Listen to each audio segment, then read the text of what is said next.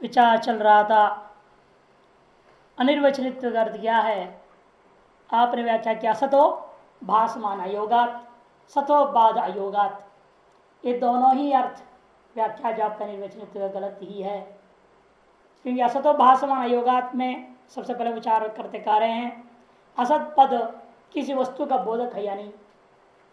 एक वस्तु का बोधक है तो उसका भान जरूर होएगा, उस पदार्थ का पद के अर्थ का भान जरूर होगा। तो भासमान अयोगात ये बात गलत हो जाएगी, बोलते व्याघात दोष। और यदि कहोगे उस पद का कोई अर्थ ही नहीं है, उसकी से बोध नहीं कराएगा, फिर तो अपार्थक वाक्य प्रयोग हो गया। जब पद का कोई अर्थ नहीं है, निरर्थक पद को आपने वाक्य में प्रयोग कर दिया, अब पूरे वाक्य का वाक्यार्थ कैसे निकलेगा? क्योंकि एक पद का कोई अर्थ नहीं मालूम आपको। ये पदार्थम बुद्धवा वाक्यार्थ रचना ये नियम है। इसे अपार्थक वाक्य भी निग्रह स्थान का कारण बन जाता है। तो अगर प्रथमे असत्य से बोधकत्व भासमान अयोग इत्यनेन व्याघात स्यात्, उत्तरार्थ के साथ व्याघात हो जाएगा। अन्यथा अपार्थकत्वम, और यदि किसी अर्थ का बोधक नहीं है फिर तो पद अपार्थक हो गया। तार्श पद विशिष्ट वाक्य भी अपार्थक वाक्य हो गया। तो अपार्थकता रूपी निग्रह स्थान में जाकर शास्त्रार्थ व्यक्ति परास्त माना जाता है। प्रयुक्त पदार्थानाम संभूय कार्य नियमात, क्योंकि नियम है एक वाक्य में प्रयुक्त सकल पद क्या अपना अर्थ मिल करके ही एक वाक्यार्थ का बोध कराते हैं। प्रयुक्त पद के अर्थों का संभूय कार्य नियमात, एक वाक्यार्थता का उत्पादन करना एक नियम है। पदार्थम बुद्धवा वाक्यार्थ रचना, उस नियम के खिलाफ हो जाएगा। अब दूसरा बात है सतः बाद अयोगात। ये कहा था ना सतो बाद अयोगात में सच का अर्थ क्या है? द्वितीय सतह को अर्थ, सतह शब्द का क्या अर्थ होगा? जिसका बाद नहीं हो सकता कर सतः बाद अयोगा। इस वाक्य में सत शब्द का तीन अर्थ हो सकता है। सत माने सत्ता जाति, जैसे नैयायिक लोग शिष्य को मानते हैं सत्ता जाति, अर्थात जाति युक्त है ये कहना ये बनेगा नहीं, क्योंकि आपके ब्रह्म निर्धर्मक है, वहां सत्ता रूपी जातीय धर्म नहीं हो सकता। पहले उसे किम सत्ता युक्त अबाधितत्व ब्रह्म स्वरूप सेवा, तीन वर्ग का सत शब्द का अर्थ सत्ता जाति युक्त ऐसा अर्थ लिया जा सकता है, अथवा सत शब्द का अर्थ अबाधित, अथवा सत शब्द का अर्थ ब्रह्म स्वरूप। प्रथमे सत्तायुक्त अबाधितत्व व्याप्ति कुत्र दृष्टा, पहले वाले में प्रश्न उठेगा व्याप्ति अपने कहा देखा? यत्र यत्र सत्तायुक्तत्वम तत्र तत्र अबाधितत्वम, यह आपको नहीं मिल सकता, क्योंकि न्यायिक और वैशेषिक दृष्टिकोण में सत्ता से युक्त कौन है? द्रव्य गुण कर्म, ये तीनों विनाशी हैं। इसे यत्र यत्र सत्तायुक्तत्वम तत्र तत्र अबाधितत्वम कहां से मिलेगा आपको? कुत्र दृष्टा? क्यों? प्रपंच से बाध्यत्वात्। आप वेदांत मत में भी प्रपंच क्या है? बाध्य है। सत्तायुक्त होता वो क्या है? बाध्य है। और ब्रह्म की बात कहोगे अबाध्य, वो सत्तायुक्त नहीं है ना। कि जो भी प्रपंच है सत्तायुक्त वस्तु, सत्ता जातियुक्त मान करके आप ग्रहण यदि करना चाहें, सत्ता जातियुक्त सकल प्रपंच है और सारा प्रपंच आपके मत में बाध्य है, इसे अबाधित तो नहीं घटेगा उसमें। और कहोगे हम ब्रह्म ही ले लेंगे अबाध्य में, तब हम गए वहां सत्तायुक्त कहां से होगा? क्योंकि आपका ब्रह्म में तो कोई जाति नहीं हो सकता है, निर्धर्मकत्व। वही कहता है ब्रह्मणो निर्धर्मकत्व सत्ता भावात, ब्रह्म जो निर्धर्मक है वहां सत्ता तो हो नहीं सकता। इसलिए पहला पक्ष गया, सत्ता जाति से तो अबाधित होता है, यह कहना असंभव दोषग्रस्त हो गया। क्योंकि जो सत्ता जाति युक्त है आप वेदांत के मत में वो सारा प्रपंच है और अप्रपंच बाध्य है, अबाधित नहीं है। और जहां तक ब्रह्म की बात है वहां सत्ता जाति नहीं होता है, अतएव ये भी असंभव दोषग्रस्त। अब दूसरे पक्ष लोगे फिर अबाधितत्व लो, सत्ता शब्द क्या है? अबाधितत्व, तब क्या साध्य विशिष्टता दोष आ गया। द्वितीय साध्य विशिष्टता दोष, क्योंकि आपने कहा कि ये जो विवादास्पद वस्तु है वह सत्ता है। क्यों? बाधा योगा, और सत्ता का अर्थ क्या कर दिया? अबाधितत्व। साध्य और हेतु में अंतर क्या रह गया? कोई अंतर नहीं। साध्य भी हो गया अबाधितत्व, हेतु भी है अबाधितत्व, दोनों अबाधितत्व हो गया। और हेतु क्या होता है? ज्ञात होता है, साध्य सिद्ध करना है, असिद्ध है भी। यदि हेतु और साध्य एक हो जाए, हेतु तो सिद्ध है, उसके समानार्थ वाला साध्य आपने रख दिया तो इसका साध्य भी सिद्ध है, फिर क्या सिद्ध करना है आपने? तो साध्य का स्वरूप ही भंग हो जाता है जब साध्य और हेतु एक अर्थक हो जाता है। यदि साध्य और हेतु एक अर्थ वाला हो जाए तो साध्य की साध्यता ही समाप्त हो गया कि हेतु तो सदा जिसे धूम है सिद्ध है, अज्ञात या असिद्ध वन्य को सिद्ध करोगे ना, वो पर्वत पक्ष में सिद्ध नहीं है। यदि धूम और वन्य एक अर्थ वाला हो जाएगा तो धूम को देखने से वन्य ज्ञान हो गया ना, फिर वन्य का अनुमान क्या करना है? उस तरह से यहाँ पर भी कहना है यदि सत्शब्द का अर्थ भी आपने अबाई तत्व अर्थ कर दोगे, हेतु और साध्य दोनों बराबर हो गया, फिर साध्य के साथ रूपता ही समाप्त हो जाता है। ऐसे अनुमानों में साध्य अविष्टता नाम का दोष आता है, अनुमान खंडित हो जाता है। और अंतिम पक्ष रह गया ब्रह्म स्वरूप आत्मा, यदि कहना चाहते हो फिर तो सिद्धांत दोष है, तो हम भी उसका बाध्य मानते आत्मा को। अच्छा, आपके अनिर्वचनित्व की जो व्याख्या थी वो खंडित हो गया। वो अंत में अनिर्वचनित्व की व्याख्या कहाँ पहुंच गया? आत्मा में पहुंच गया। और हमारे यहाँ भी आत्मा निर्वचनीय है। आप भेद में अनिर्वचन सिद्ध बोल रहे थे ना, आप भेद को अनिर्वचनीय सिद्ध करना चाहते थे, लेकिन वो खंडित होकर आत्मा में निर्वचनीय सिद्धता हो गया। इसे कहते हैं सिद्धतीय सिद्ध साधनता, तस्मात नानर्वचनीयत्वम अपि, इसलिए भेद में आप अनिर्वचनीयत्व भी सिद्ध नहीं कर सके। इस प्रकार से हमारा भेद का जीवन मजबूत हो गया। हाँ, इसका हार्ट अटैक नहीं हुआ, बाईपास सर्जरी कर दिया गया, भेद पुनः जीवित हो गया है कि किसी भी प्रकार से वेदांती उसको खंडन नहीं कर सके। अब उल्टा सत्यम ज्ञानम अनंतम ब्रह्म इत्यादि वाक्य को लेकर आप एकमेव द्वितीयम, इन वाक्यों को लेकर ब्रह्म के वाचक के सब शब्दों को अखंडार्थक मानते हैं। अखंडार्थ बोध बोलते हैं ना वेदांत में, अखंडार्थ बोध है। अखंडार्थ बोध प्रातिपदिकार्थ बोध है।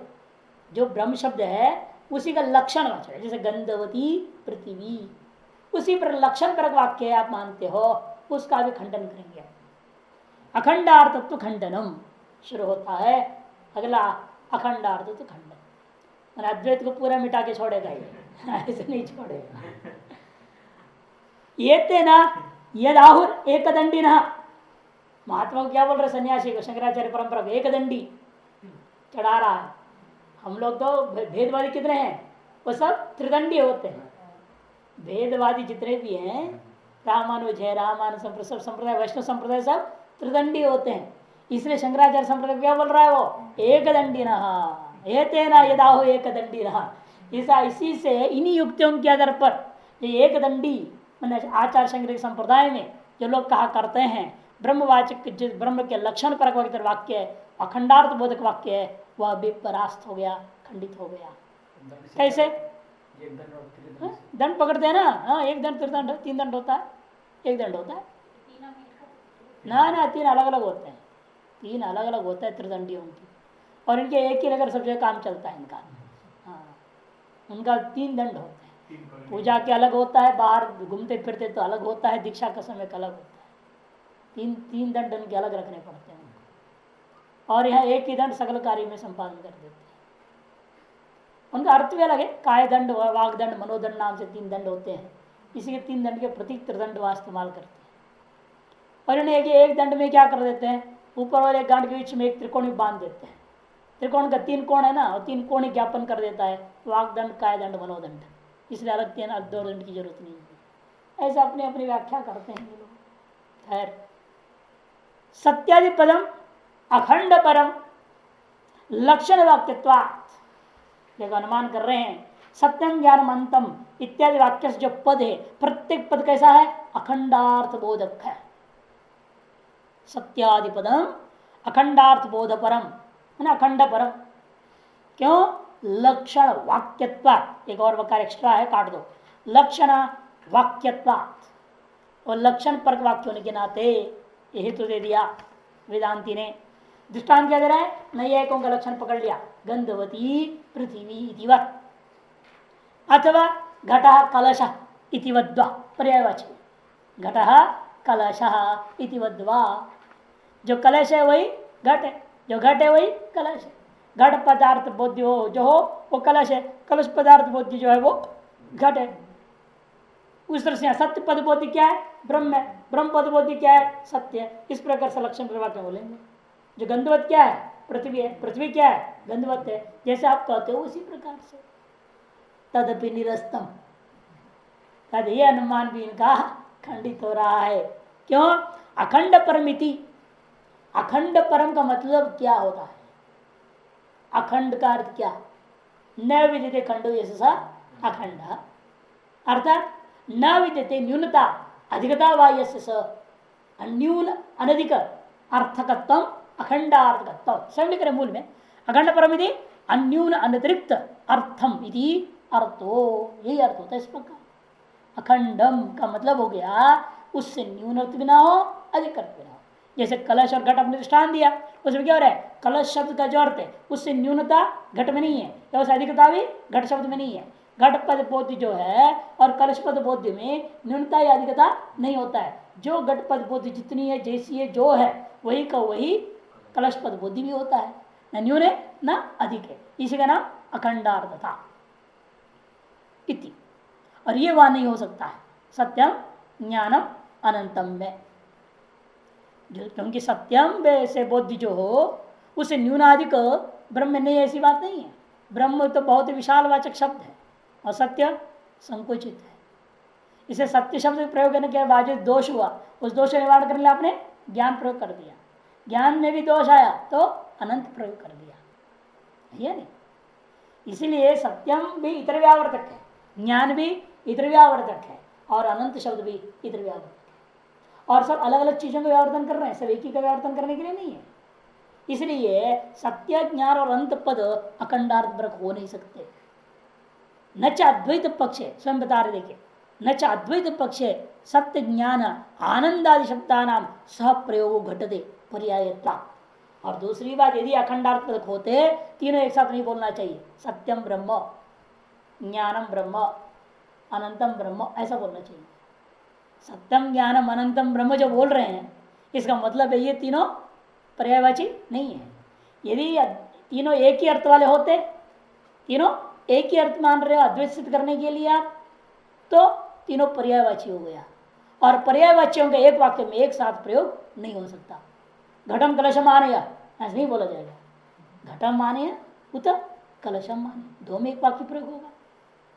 घटम कलशम आनेया ऐसा कभी नहीं हो सकता है, क्योंकि पर्यायवाची शब्दों का एक वाक्य में प्रयोग नहीं करना चाहिए। नियम है पर्यायणम सह अप्रयोग, सामान्य नियम है, पर्यायों का एक साथ प्रयोग नहीं होता।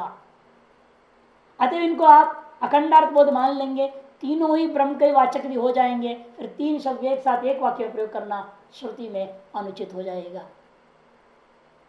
अपर्यायत्व, यदि पर्यायवाची नहीं मानोगे इनका अखंडार्थ तो भंग हो गया, तो अद्वैत हानि हो जाएगी। अपर्यायत्व अद्वैत हानि, और पर्यायत्व पर्याय अप्रयोग देवा, वाक्य क्या हो जाएगा? वाक्य दूषित हो गया ना, असत वाक्य हो जाएगा। एक वाक्य में पर्यायवाच्य का प्रयोग करने पर वह वाक्य असत वाक्य कहा जाता है, यह असत वाक्य हो जाएगा। अद्वैत तत्व को बनाए, तत्व बोधक इनमें बनाए रखने के लिए इन तीनों को अपर्यायवाची कह दोगे तो अद्वैत हानि हो जाएगी। और अखंडार्थ तो बनाए रखने के लिए इनको अद्वैत पक्ष में ले जाने के लिए आपको समान अर्थ मान लोगे तो पर्यायवाची हो जाएगा। पर्यायवाची हो जाएगा, सा प्रयोग होना चाहिए, असद वाक्य बन जाएगा। उभय दस पासा रचो, इनको अखंडार्थ मानोगे अद्वैत सिद्ध करने के लिए तो पर्यायत्वाद स अप्रयोग रूपा असद वाक्य का दोष है।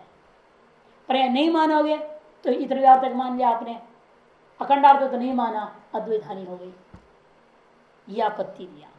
नच तब वेदांति कहता है प्रकृष्ट प्रकाश चंद्र ऐसे प्रयोग होता है। यो प्रकृष्ट सैव प्रकाश, यो प्रकाश सैव चंद्र, ये प्रयोग हो रहा है। आपके अनुसार प्रकृष्ट भी अखंडार्थ बोधक है, चंद्र का बोधक है, प्रकाश भी चंद्र का बोधक है। अतः देखो एक ही अर्थ का बोध करने के लिए दो शब्द का प्रयोग हुआ ना यहाँ पर, फिर भी इनकी अखंडार्थता का भंग नहीं हुआ। स्वप्रातिपदिकार्थ बोध करने के द्वारा चंद्र का वो बोध करा दिए हैं। तब सिद्धांत यहाँ पर वैशेषिक कहेगा ऐसा नहीं है। प्रकृष्ट शब्द भी अप्रकृष्ट का व्यावर्तक है। और प्रकाश तो सामान्य वाचक था। प्रकाश क्या है? सामान्य वाचक है। सकल प्रकाश को बोल, मंद प्रकाश, उत्तम प्रकाश, है ना, सब प्रकाश को बोल के प्रकाश शब्द। इसे उसका विशेषण बन गया प्रकृष्ट। सब प्रकृष्ट शब्द अखंडार्थबोधक नहीं है, विशेषणवाचक पद है। वह मंदादि प्रकाशों का व्यावर्तन करने के लिए आया हुआ है। अतएव यहाँ पर ये जो दृष्टांत वेदांति देता है प्रकृष्ट प्रकाश चंद्र, यह वाक्य अखंडार्थ वाक्य ही नहीं है, विशिष्ट वाक्य। अखंडार्थ वाक्य और विशिष्टार्थ वाक्य। अखंडार्थ वाक्य हो गया अद्वैत, जहां पर केवल लक्षण पर कथा कथन की जाती है, और जब विशिष्टार्थ कथा है वहां पर जो है इतर व्यावर्तन जरूरी हो जाता है, फिर वो अखंडार्थ बोधक नहीं रह जाता, मैंने प्रातिपदिकार्थ मात्र का बोधक नहीं होता। दूसरे शब्दों में अखंडार्थ मतलब एक अर्थ व्याख्या कर दिया आपने, अन्यून और अनतिरिक्त होना। दूसरे शब्दों में अखंडार्थ कहते हैं स्व प्रातिपदिकार्थ बोध। प्रातिपदिकार्थ जितनी उतनी बोध कराया, उससे इधर उधर नहीं जाना। और जो प्रातिपदिकार्थ बोध करते हुए इतर के व्यावर्तन कर देता है वो विशेषणवाचक पद कहा जाएगा, अखंडार्थ बोधक नहीं कहा। जो विशेषणवाचक पद हो जाता है वह विशेष की आकांक्षा रखता है कि विशेषण से विशेषित होकर के ही विशेष वस्तु का बोध करेगा, अतएव उसको विशिष्ट वाक्य कहा जाएगा। ये नियम है। इसलिए कहते देखो प्रकृष्ट प्रकाश चंद्र प्रकाश सविता ले लेना, चंद्र के जगह पर प्रकृष्ट प्रकाश सविता इतिवत शब्द द्वयना एक अर्थ प्रतिपादित थी न युक्तम, ऐसा भी कहना ठीक नहीं। दृष्टांत सिद्ध है, कहीं दृष्टांत ही सिद्ध नहीं हो सकता। इष्ट सिद्धिकार ने भी इसका प्रयोग किया है, चित्सुकी में भी है, अद्वैत सिद्धि में भी है, सब में किया है। प्रकृष्ट प्रकाश शब्द को लिया है। प्रकृष्ट प्रकाश सविता इस वाक्य के दोनों पद जैसे एक ही अर्थ के प्रतिपादक हैं, वैसे ही सत्यम के अनंत पद तीनों पद मिला करके एक ही ब्रह्मरूपी अर्थ का प्रतिपादन करेगा, ऐसा अनुमान कर लेंगे। कहते ऐसा भी अनुमान आप नहीं कर सकते, क्योंकि दृष्टांत ही असिद्ध है। ये दृष्टांत क्या दिया आपने? प्रकृष्ट प्रकाश चंद्र, यही असिद्ध है। क्यों सिद्ध है? दृष्टांत घटक जो है प्रकृष्ट शब्द से इतरेतर अभावादि निमित्त सव्यपेक्षतया प्रवृत्ते है। कि जो प्रकृष्ट शब्द है वह सापेक्ष है, क्योंकि वह शब्द का अर्थ ही बता रहा है निकृष्ट भिन्नत्व। प्रकृष्ट का मतलब क्या? निकृष्ट भिन्नत्व। यह अल्प प्रकाश अल्पत्व भिन्नत्व। अल्पता प्रकाश में प्रकृष्टता का मतलब क्या? प्रकाश मंद नहीं है, प्रकाश अल्प नहीं है कि नहीं? इसको बोध कराने के लिए है। इसे प्रकृष्ट शब्द क्या अर्थ है? इतरेतर अभावादि, किसी अन्य के भेद। इतरेतर अभाव में अन्य से भिन्नता। अन्य कौन? न्यून प्रकाश, अल्प प्रकाश, मंद प्रकाश, इनकी भिन्नता को बोध कराता है प्रकृष्ट शब्द। क्या प्रश्न पूछा गया प्रकाश सविता, तब प्रश्न उठा प्रकाश की दृक प्रकाश, मंद प्रकाश सायंकाल प्रकाशवत, अल्प प्रकाश व प्रातः काल प्रकाशवत, परिच्छिन्न प्रकाश व दीपकादिवत। नहीं अभी तो प्रकृष्ट माने मंद अल्प परिच्छिन्न इन सब का व्यावर्तन करने के लिए आपने प्रकृष्ट शब्द कर दिया। इन सब का भेद स्थापित करना चाहते हैं, वही कह रहे हैं इतरेतर अभावादि निमित्तक सव्यपेक्षतया सापेक्षतया। अतएव ये जो प्रवृत्त हुआ है अखंडार्थ प्रवृत्त नहीं हुआ, विशेषण वाचकों से विशिष्टार्थ का संपादन करने वाला है, अखंडार्थ का संपादन ये नहीं कर सकता। प्रकाश शब्द से प्रकाशत्व बलात्, क्योंकि प्रकाश शब्द केवल प्रकाशत्व रूपी जाति को लेकर प्रवृत्त हुआ है और सामान्य बोधक है। प्रकाशत्व जाति अल्प प्रकाश में भी है, मंद प्रकाश में भी है, परिच्छिन्न प्रकाशों में भी है। प्रकाशत्व कहाँ नहीं है? सभी प्रकाश और प्रकाशत्व है। अतः प्रकाश शब्द प्रकाशत्व जाति को लेकर प्रकाश सामान्य का बोधक होने से प्रकाश शब्द इतरेतर अभाव में अन्य का भेद को स्थापित करने के लिए, इतर का व्यावर्तन करने के लिए प्रयोग होने से वो विशेषणवाचक हो गया। अतः प्रकृष्ट शब्द विशेषणवाचक है, प्रकाश शब्द विशेषवाचक है, विशेषण विशेष उभय से विशिष्टार्थ बोधक वाक्य हो गया ये। अतः अखंडार्थबोधक वाक्य ही नहीं है, दृष्टांत ही असिद्ध हो गया। अन्यथा तत्रापि परिनियोग से तुल्यत्वात्, और इस बात को नहीं मानोगे हैं? फिर भी कहोगे प्रकृष्ट शब्द जो है सर्वनिरपेक्ष प्रकाश को बताने के लिए है, सापेक्ष नहीं। मंदादि का सापेक्षता को व्यावर्तन करने के लिए नहीं, किंतु सर्वनिरपेक्ष प्रकाश का नाम प्रकृष्ट प्रकाश निरपेक्षता को बोध कराने के लिए है। ऐसे ही तुम व्याख्या करना चाहते हो, फिर पहले वाला दोष आ जाएगा। क्या? फिर तो प्रकृष्ट शब्द प्रकाश शब्द दोनों पर्यायवाची हो गया। पर्यायवाच्यों का एक वाक्य में एक साथ प्रयोग नहीं हो सकता। पर्यायाणाम सह प्रयोग, इस नियमानुसार आपका वाक्य असत वाक्य रूपेण दूषित हो जाता है। अन्यथा तत्रापि मनुष्य वाक्य में भी पूर्वोक्त जो प्रयोग, पूर्व प्रयोग क्या है? पर्यायाणाम सह प्रयोग अतएव असद वाक्य, वह दोष तुल्यत्वात् पुनः उपस्थित हो जाता है। अच्छा, दृष्टांत भंग हो गया तो व्याप्ति का ग्रहण करोगे, जब व्याप्ति ग्रहण नहीं हुई तो वाक्य खंडित वाक्य होते हैं, यह बात ही खंडित हो गया। इतना ही नहीं, किंचा दूसरी बात यह भी है कि जैसे लोक में व्यवहार होता है, लोक के यथा प्रकृष्ट प्रकाश शब्द परस्पर व्यतिरेक प्रयोग, परस्पर व्यतिरेक के लिए प्रयोग होता है। प्रकाश अंधकार का व्यावर्तन करता है, प्रकृष्ट अल्पमंदादि का व्यावर्तन करते हैं। है दोनों ही शब्द व्यावर्तवाचक ही शब्द होते हैं, अखंडार्थक होते नहीं। लोक में जो प्रयोग होता है, आप प्रकाश कब बोलते हो? जब अंधकार नहीं है तब। तो अंधकार को व्यावर्तन करने वाला शब्द है प्रकाश। हाँ, बड़ा प्रकृष्ट, आज तो बड़ा धूप खूब खुला है, इसका मतलब क्या है? बाकी दिन मंद खुलते थे, मंद धूप था, मंद प्रकाश थी, उसको व्यावर्तन के लिए आपने प्रकृष्ट शब्द प्रयोग करते हो। लोक में जो प्रकृष्ट शब्द और प्रकाश जब प्रयोग होता है, सदा ही परस्पर व्यतिरेक प्रयोग। जैसे दृष्टांत क्या है? प्रकृष्ट पुमान, ये मनुष्य बड़ा उत्कृष्ट मनुष्य है, प्रदीप प्रकाश प्रयोग हो रहा है कि नहीं? इति द्वयोश्च एकत्र, और उन दोनों को अपने कहा लाकर प्रयोग कर दिया सूर्य में। मयूख मालिनी प्रयुक्तयोस्तु अर्थ विशेष बोधकत्व, और उन दोनों को आपने मयूख मालिनी किसको कहते हैं? सूर्य भगवान के एक नाम है मयूख मालिनी।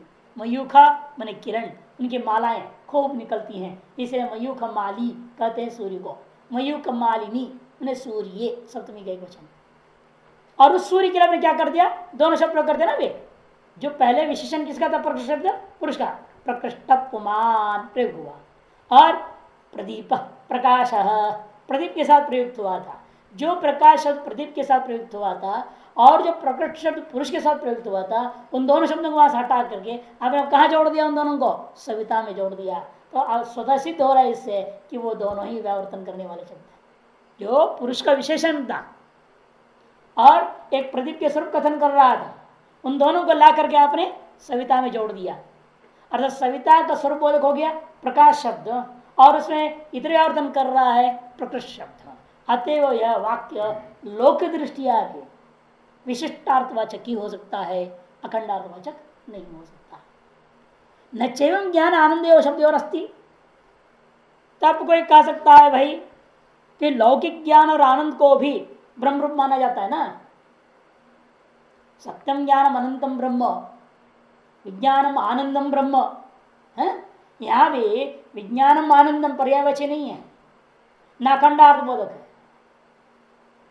क्योंकि विज्ञान कहने से विशेष ज्ञान को ले रहे हो, सामान्य ज्ञान को विरोध में। और आनंद शब्द से भी लौकिक सुख का व्यावर्तन करने की चेष्टा करोगे, नहीं कर सकते आप, क्योंकि लौकिक सुख में भी ब्रह्म का ही आनंद है। कल यही तो आया था, कोई भी विषय से भी आपको आनंद होता है तो कुछ क्षण के लिए क्या करोगे? आप अंतर्मुख हो जाते हो। आपकी बुद्धि प्रसन्नता के कारण से अंतर्मुख हो जाता है, और अंतर्मुख होते ही आत्मा के आनंद रूपता का प्रतिबिंब बुद्धि में पड़ जाता है। अतः जो विषय सुख है वो भी आत्मा का ही एक आनंद का झलक के समान है। असीव मात्रा उपजीवंती, इसकी एक बूंद मात्रा का ही सेवन सभी करते हैं, ऐसे उपनिषद कहता है। इसे विशेष सुख भी ब्रह्मानंदी है, इसलिए आनंद शब्द इतर व्यावर्तन नहीं कर सकता है। इसलिए कहते देखो न चैवम सती ज्ञान आनंद और अस्ति एवं ज्ञान आनंद और न अस्ति। ज्ञान आनंद आदि शब्दों का वैसे युक्त प्रयोग संभव नहीं है। क्यों नहीं है? क्योंकि लौकिक ज्ञान आनंद से ब्रह्मरूपत्वात्, क्योंकि जो लौकिक ज्ञान है या लौकिक आनंद है वह भी वेद दृष्टि में क्या है? ब्रह्म का स्वरूप ही है। कि ये जो घट ज्ञान हुआ और घट ज्ञान ज्ञान क्या है? ब्रह्म ही तो कहोगे। ये तो पंचवेद प्रकरण में समझाया था। घट ज्ञान पट ज्ञान मट ज्ञान घड़सन पटसन मढ़सन सन सन सन ज्ञान ज्ञान ज्ञान जो अनुवृत्ति हो रही है, अनुवृत्ति व्याध से क्या सिद्ध किया आपने? ये सत्य ज्ञान और सब क्या चीज है? वो ब्रह्म का स्वरूप है। और वेदांत परिभाषा में साफ कर दिया था प्रमा का लक्षण क्या है? चैतन्य में वो प्रमा। कोई भी प्रमा हो, प्रत्यक्ष अनुमिति प्रमा, कोई भी प्रमा है, प्रमा क्या है? चैतन्य में मैंने ब्रह्म एवं। और जब वृत्ति विशिष्ट हो गया तो इसलिए वृत्ति में प्रतिभाषित जो चैतन्य है वो भी चैतन्य भी ब्रह्म ही है। इसे वृत्ति ज्ञान तुम कह रहे हो वो भी ब्रह्म ही है। केवल वृत्ति से उपाधि है, वृत्ति उपाधि मात्र ही है ना। उस उपाधि के कारण से आप विषय में अंतर करते हैं। घट ज्ञान पट ज्ञान मट ज्ञान, घट पट मट क्या है? उपाधियों में भेद है, ज्ञान तो ब्रह्म रूपता का ही है। इसलिए वेदांत पक्ष में तो लौकिक जो ज्ञान है, लौकिक जो आनंद है वो भी ब्रह्म रूप व्यावर्तन किसे करना चाहते हो? भेदेन व्युत्पत्तो भग्नो अद्वैतवाद। और इसको भी भेद प्रकार की व्याख्या करना चाहोगे आप तो अपने अद्वैत सिद्धांत हानि हो जाएगी। भेदेन व्युत्पत्तो, यदि हम तार्किक नैयायिकों के समान ज्ञानाधिकरण महात्मा, आनंदाधिकरण महात्मा, सुखाधिकरण महात्मा कर लेने लगोगे, गुण गुणी भाव भेद करने लगोगे, आपके अद्वैत की सिद्धांत हानि हो जाएगा। सत्यम अनंतम ब्रह्म, विज्ञानम अनंतम ब्रह्म इत्यादि से अद्वैत सिद्धि नहीं हो पाएगी। इतना ही। तस्मात आनंद शब्द दुखाभाव मात्र प्रयुक्त। इसे आनंद शब्द भी कोई स्वरूप आनंद कुछ नहीं है। आनंद दुखाभाव का बोधक है।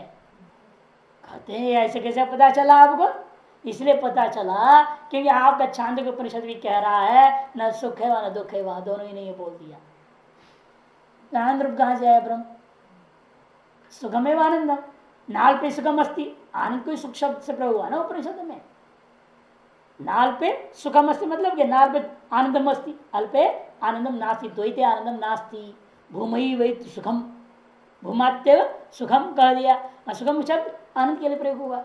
और वही आगे क्या होता है? अशरीरम वा वसंतम न प्रिया प्रिय स्पृशतः, अशरीरम वा वसंतम मुक्त अवस्था में इस आत्मा में प्रिय और अप्रिय, सुख और दुख दोनों का स्पर्श नहीं होता।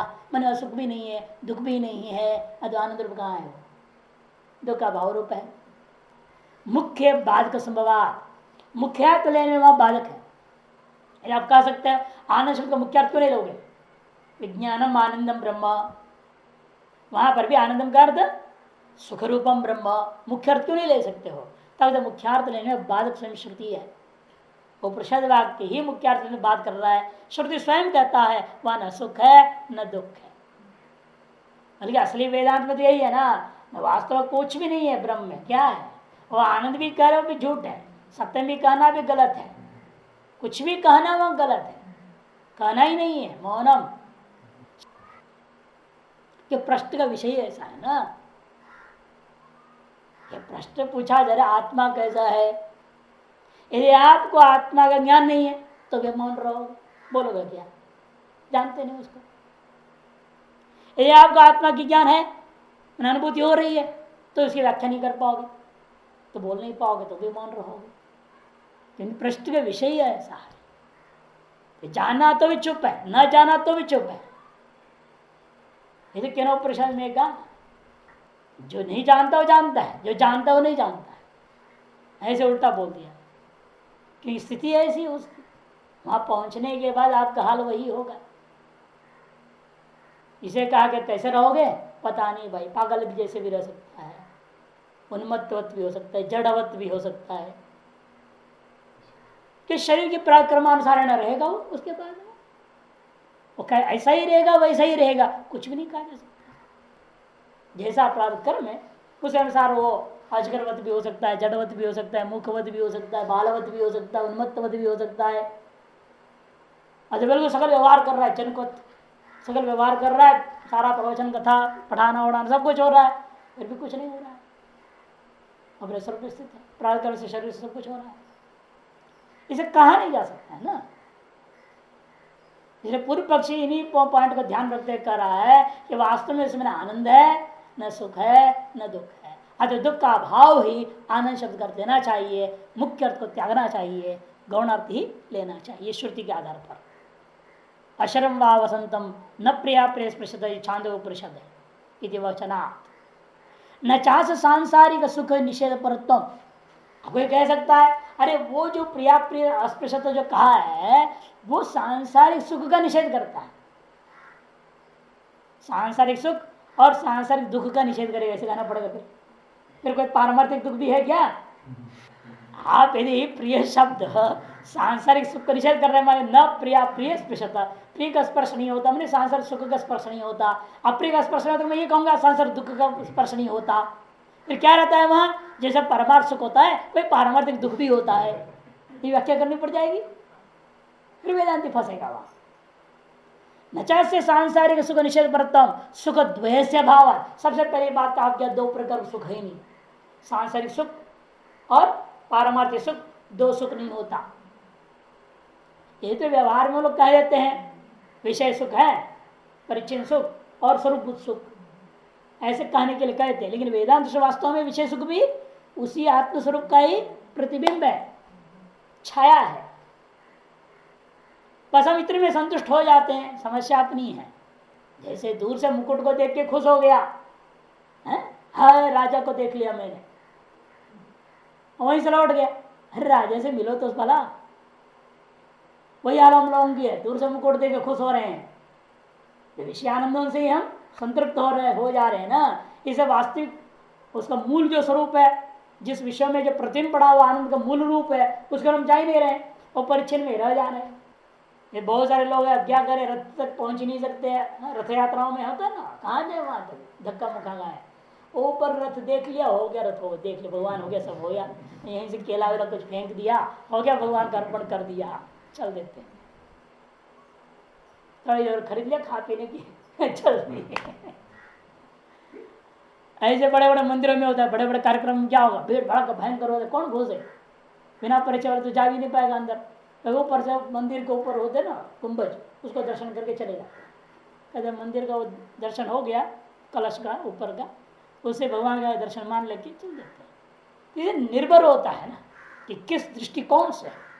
इसलिए जो सुख है वो जो आप अनुभव कर रहे हो और सांसारिक सुख का निषेध परक है, सुख द्वय से भाव आता है, ऐसा आप नहीं सकते, क्योंकि आपके मत में सुख द्वय है ही नहीं। वेदांत मत में सांसारिक सुख, पारमार्थिक स्वरूपता सुख, ऐसे दो सुख ही नहीं है। इतना ही कह सकते औपाधिक सुख और निरुपाधिक सुख कहते हो आप।